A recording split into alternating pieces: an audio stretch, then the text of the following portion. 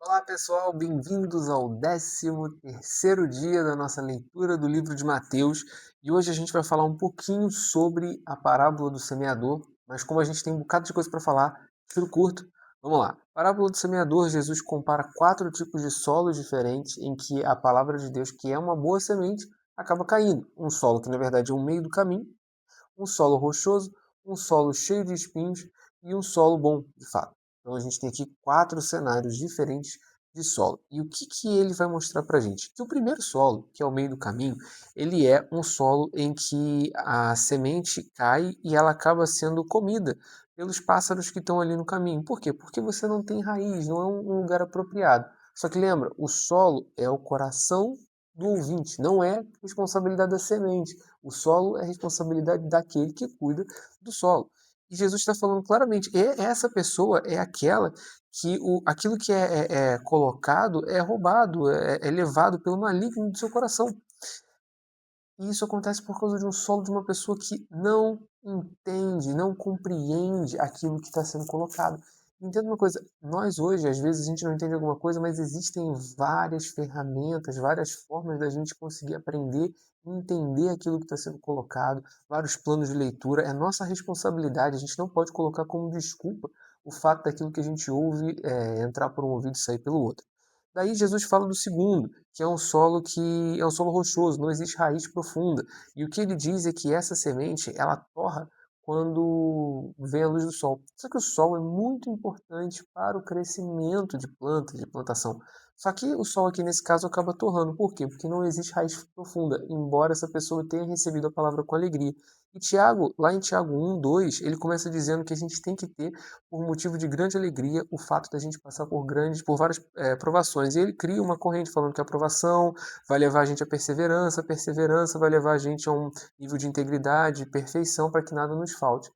A perseguição, a aprovação, ela é necessária para que a nossa fé amadureça, da mesma forma como o sol é necessário para que uma planta cresça. Só que, se não tiver raiz profunda, acaba que torra e não dá em nada, acaba morrendo da forma como não deveria.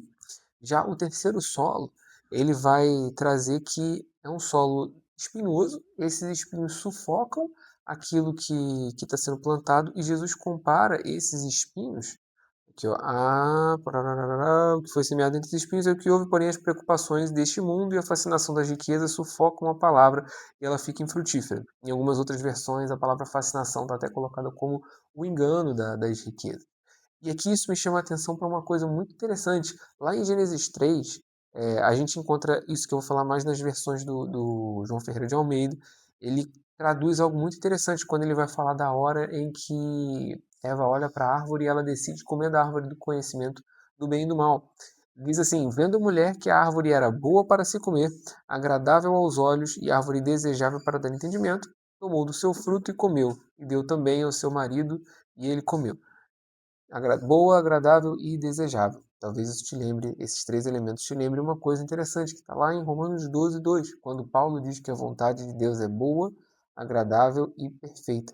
Não vou entrar em detalhes aqui, mas o que é interessante é o seguinte: ela trocou aquilo que era perfeito por um engano daquilo que era desejável. Jesus está falando aqui que o cara que ouve e cai num solo com espinhos tem aquilo sufocado porque ele é roubado pelas riquezas, pela fascinação, pelo engano das riquezas, pelas preocupações desse mundo, pelas fascinações.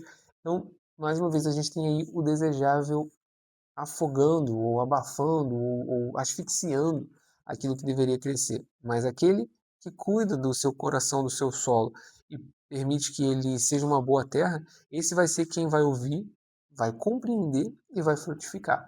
Por quê? Porque ele sobreviveu às questões das provações, além dele ter ouvido compreendido, né, que é o contraste com o primeiro solo, era um solo que ele podia ter raiz profunda e que aquela provação, aquela luz do sol que ia bater em cima, iria permitir um crescimento mais robusto, ao invés de torrar aquela plantação e que ela morresse. A gente tem a questão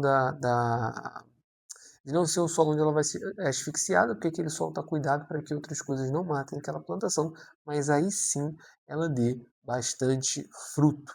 Então, que isso faça a gente refletir sobre como a gente tem cuidado do nosso solo, do nosso coração. Lembra, a semente é boa, A gente que é responsável pelo nosso solo.